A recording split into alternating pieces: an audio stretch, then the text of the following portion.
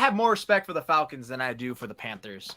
And that's only because Marcus Mariota can run. And we all know how 49ers defense always has that kryptonite against running quarterbacks. I mean, we saw as great as they played against the Bears, Justin Fields was running like a backyard. I mean, like a school kid in the blacktop, just chucking it on them a couple times. So that's the number one concern I would have. That's why I think and plus the Falcons all year long, they've been scrappy. I've actually watched a lot of their games, even against the Bucs last week. They held their own pretty well. I mean, it was boring, but look, they held their own against the Bucs on either side of the ball. That says a lot. So you're the 49ers. You can't overlook this team. I don't think it's going to be the same routing as they did against the Panthers because I just think they're more buttoned up operation. And then Arthur Smith versus Matt Rule, come on.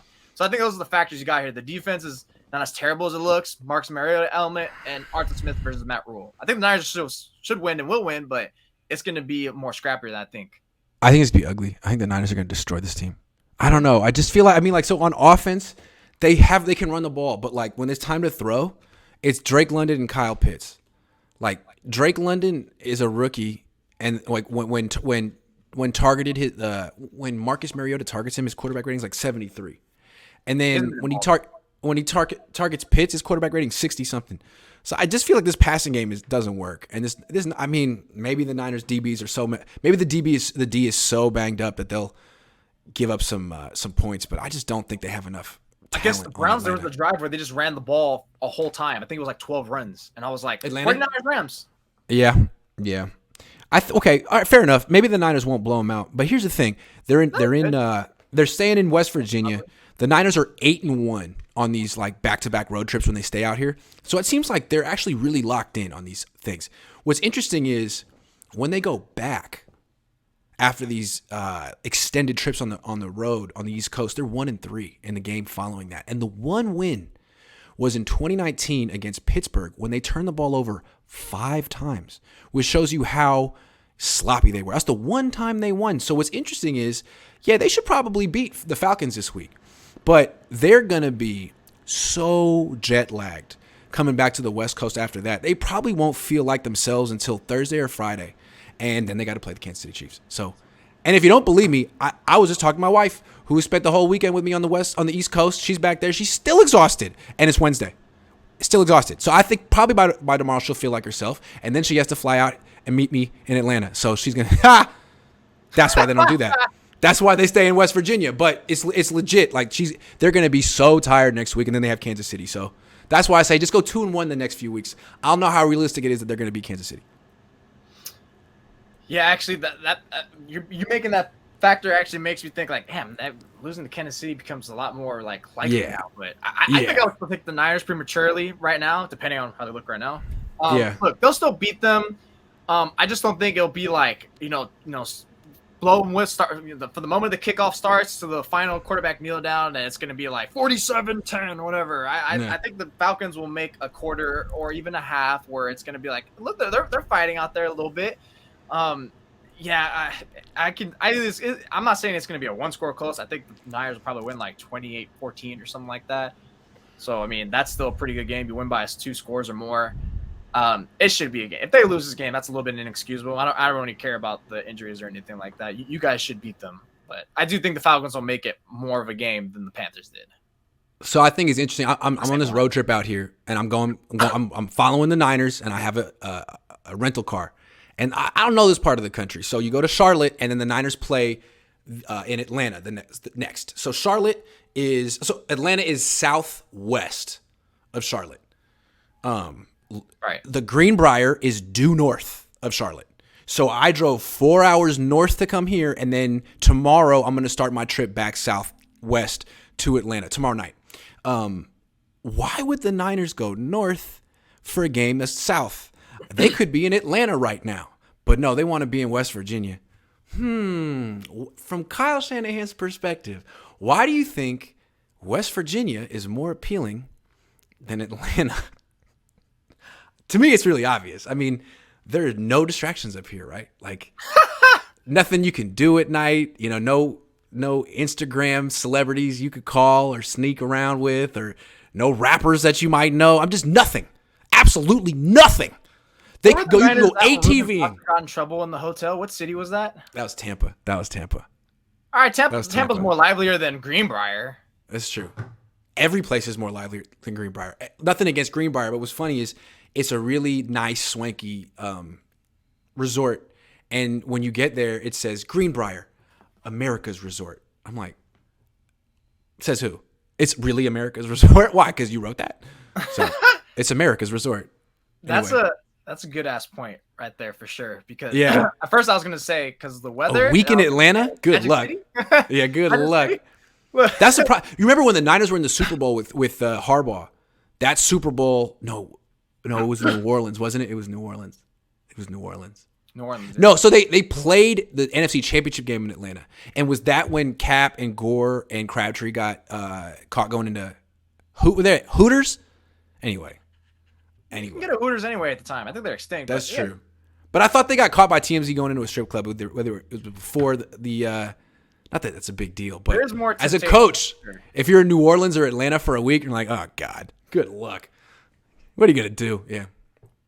No, there is more temptations for sure. I mean, that's why nothing ever happens here with these guys. Because I mean, like, look, the nightlife here is cool, but it's not like Atlanta cool. I mean, come on, especially with these guys who none of them are really from here. They're probably from other places that are much better. So I you talking about the South Bay or the Bay? What was that? You're talking about the South Bay or the Bay? Oh no, I'm talking about the Bay as a whole. Okay, here's the thing: like, if you're a player and you want to like do nightlife, remember when Reuben Foster would get held up at gunpoint outside of that spot in Union Square in San Francisco? Mm-hmm. So you got to go to San Francisco. Otherwise, like if you live in, I mean, I've never gone to the clubs in San Jose, but I probably would skip that. Look, to me, they're cool, but I'm talking about these players since they're from like other areas that most likely have better nightlives. Like Bay Area nightlife is a little overrated. I like it. I have friends that like it, but I feel like if you go other places, look, I'm saying compared to like Atlanta, it's like more like come on, there's more low hanging fruit than just like around here. Do I really want to? It's. But I feel like I'm at that age where when I go into a club or anything like it, I instantly feel like the old dude in there. I'm like. I'm more at home really now at like a nice quiet bar where I can talk to the bartender. That's what I'm looking for. If it's really loud, it's like, okay, there's a bunch of people in their 20s and I have gray hair and I look stupid. That's why I like going to the breweries. That's why I tell you like, let's go to the breweries. Yeah. Like, I'm not trying to burn down the thing. But I will say, I mean, Brandon Ayuk might like it because I had a friend who was at a Valencia room. He saw Brandon Ayuk there like in the off season. Well, not off season, maybe during training camp or something like that. Oh, you snitching on him, man. Come on. Dude, everyone already tweeted that. Everyone knows about it. There was a video, I think. Oh, okay. Flav says, don't like the way the line looks at all this week. I think it comes down to field goal injury is a big deal. The betting line. The betting line. The latest on him is that he wasn't practicing today. He was running on the side field, and they signed a kicker to the practice squad. So that kind of sounds like a hedge to me. Let's give. Dome, is it really that much of a concern for field goal as much as it would be elsewhere? Which knee is it that he messed up? Right or left? See, if his right knee is in a. Because if you're kicking it sucks, and your plant leg, you need them both like strong. They're both. Yeah, it's tough. I mean, can you really play less than 100? Can you kick a 45, 50-yard field goal if you're compromised? Do you think he's gonna play? I don't think he's gonna play. I don't know. I don't think he's gonna play. That's a good question. So if you have to Flav's point, if you have no gold, I always call him Gould. If you have no Gold, no Bosa, no Ward, no Mosley, I mean, all of a sudden, it's not the same team. It's not the same team at all. Now, the Falcons are terrible, but they're still an NFL team, and the Niners have beaten themselves. When they lose, they beat themselves. So I guess, one of these backups could be put in that position. Let's see. Good point, Flav. But look, I was going to say the Falcons beat them last time on the road here in Santa Clara, but that was a better Matt Ryan, better thrower, and Julio freaking Jones was still Julio freaking Jones. That's true. Going on everyone. That's true. I guess I just don't think much of Marcus Mariota. Seems like he's fragile, really fragile. I mean, even with the Niners are going to rough him up. He's just hella fast. That's why I really think the dynamic, just the running game dynamic. And look, they lose some running power luster with Cordell Patterson gone, but I just think because you still have that Mariota dynamic and the other running backs who are decent, that there could be like some plays where it's like, okay, like we had a bad drive or 2 or 3. Let's circle back and see how we can stop that. And I think that's where they get the most of their points to get to like 10 to 14 or something like that. Yeah. I mean, I can't help but notice that they were right in the game with the Bucs at the very end, and Had That again, had the that's what refs I'm saying. not. I think there should be more strikes because look, the Niners I think are a little better than the Bucs at least, but that defense is still legit. I think that's where Atlanta. I think it could come down to it is the energy. If the Falcons are going to be locked in, we just talked about the Niners being locked in. What are the Falcons? Because look, you're on the road, you're going against a good team, a division team. You get up for that game. The Niners are a good team too, but I wouldn't say it's 100% the same. And you kind of just gave it your all in the week before. You could be. That's another aspect to look back. Maybe I'm just spewing, but that's something I think that does matter in terms of like actual. But are you awake for this game? Are you locked in? Are you focused? And it seems like the Falcons defense has done well. I mean, Grady Jarrett's done well against the Niners before. That's the real concern. AJ Terrell, good corner. The Niners don't have a good offensive line. I mean, Trent Williams is hurt. Aaron Banks didn't practice today. There's that. So David Baker's not related to Dusty. That's good to know. So I know I've asked you that a million times. Ray Band says an injury was bound to happen with Robbie Gould on kickoffs. Isn't that why they drafted Mitch Wishnowsky? Because he tackles. What happened to his big hits? Well, what happened was, that's true, but they felt that him taking kickoffs was taken away from his punting ability, so they made a decision.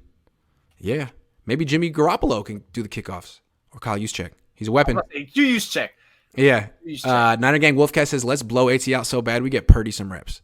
Purdy got a rep. He took one play. He had the kneel down. It was a good kneel down. Joey Mellon says, when was the last time when the Niners lost a game without actually beating themselves? The Super Bowl. I don't know. They beat themselves that game too. No, they didn't. You think they did? I think they got beat and they beat themselves at the same time. I think it was both. Yeah, I mean, like they went away from the run game. It felt like, it felt like I think it was like Mahomes, perfect loss. Like the greats overcame you and Mahomes and Andy, and you didn't help yourself either. That's a good point. That's true. David Baker says, but I did see Dusty and Willie play at the stick. Well, that's sick. I never saw him play. Forever. That's tight. Falcons play hard and close with the best of them. Yeah, that's true. And the Niners are it's like the B team Niners this week. They're missing 9 starters. Let's go through it real quick. Trey Lance, Elijah Mitchell, although the replacements for those guys are both really good. Trent Williams, all 4 defensive linemen, 1 linebacker, 1 free safety, 1 corner. It's 10 guys. I might be missing. And Robbie Gould. That's 11 guys. Yikes. Robbie Gould. That's crazy. Too, because now if the game ever comes close and you have like some stalled out drives, which we've seen this offense stall out drives plenty of times this season, just because they played good against the Panthers doesn't mean that's going to be them going forward. That's why are they going to click? So imagine like instead of running it down from 40 yards, now you're first to go for it instead of taking you're possibly leaving 3 to 12 points on the table. It's funny, like George Kittle said today, really like the defense hasn't given up 20 points yet this year, so they just have to score 21 points. Well, I mean, that's not the right attitude, man. That's not the attitude this week because this is not the same defense. You could certainly give up. I mean, the Falcons, hold on. They scored 26 week 1, 27 week 2, and 27 week 3, and 23 week 4. So they could put up 20 on the Niners B team defense. The Niners offense better step up this week because they're going against a terrible defense. A terrible defense. The Niners need to actually score more than 21 points this week. This is going to be a very interesting game. I'm raising my eyebrow because of the interest that I have in this game. JFF says, Grant, call me Juan. My question is, those sideline throws and not up the middle throws are coming from Walsh book like we asked 2 weeks ago? Call me Juan? All right, Juan, I'll call you Juan. I don't know where they came from. I don't think they came from Walsh. I think they came from quality control. I heard there was a guy in the quality control that told him, Kyle, can't keep forcing these passes over the middle. And he was like, okay, word, bet. I'm just happy the offense came alive so we don't get overreaction Grant today. That's my favorite, Grant. Jack Jackson says, where's Danny Gray and Jordan Mason? Watch out, Jackson. With Bosa out, Jackson going to get more opportunities. Dwelly's still hurt. No, Dwelly's okay. Danny Gray had an illness today. He can't stay healthy. I don't understand. But if he was healthy, I don't think he has a role once. No. He doesn't have a role when Trey Lance got out. That's it. He doesn't have a role. No. Done. And then Mason, I'd like him to be the short yardage back, but Kyle is just being stubborn. So we'll have to write. Dead until his running backs become out of commission due to injuries. That's it. Yeah. It's his only value, unfortunately.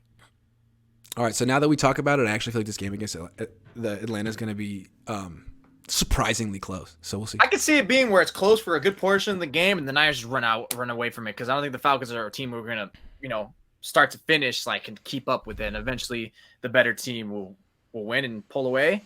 But yeah, number one is the offense not gonna shoot themselves in the foot. We've seen plenty of times they do that against bad teams. So if you rule that out of the way, okay, then they should win. Now it's about, can the offense, be even what it was last week? Because if they do that, they'll be good. Because I think the B team 49ers will be fine in terms of 20 or less points. If they're missing all 4 of their starting defensive linemen, this game could get interesting. But that being said, I think they have. I mean, what would their starting defense be? What would their starting defense be? It would be Drake Jackson, Kerry Hyder, Kevin Givens, and Ridgeway. That's a good defensive line. That's a good D line. Come back. Is tomorrow? Who are you injured? What's going on? Kamoko Toure, he's there. Okay, they have good players. They have Akeem Spence. They should win, even with these injuries. But I think if you're just the defense, it's pretty much just don't break contain on Mariota. Because look, Mariota is fast, man. I watched. He is. You have to watch. I'm like, Jesus, is he Lamar fast? Almost, to be honest. He is quick. He just can't stay healthy. He scrambles good. That's why I see their offense really getting their most plays of their big plays, or even any success, is when he scrambles, or if he just breaks the pocket, he's running and he just takes one, he just tosses one for 8 yards and he's open. That's all I'm worried about. That's why I think it's going to be a scrappy game. I feel like the one weakness of the wide 9 is that it's so predicated on guys getting up the field that they sort of aren't really reading and reacting scrambles. You know what I'm saying? That's why he appreciates the Mosley and Ward being his edge. He uses them as his real edges to really fill for those edges who are going up. David Baker says people talking like this could be a trap game. What is a trap game? A trap game is a game that you overlook the opponent. And you're coming off a high of against. That's what it is. Usually you're coming off a big game and it's you just beat your main rival and the next game is nothing. It's 2019 when they beat New Orleans, huge win. Everyone's like, oh, damn, the Niners are going to win the Super Bowl. Next week they lose to the Falcons at home. And they're like, yeah, we were flat. Well, why? Because you felt like you proved yourself last week and you didn't have the same level of urgency or whatever. Yeah, it does. But I don't think that coming off a win against Carolina, the Niners are, no.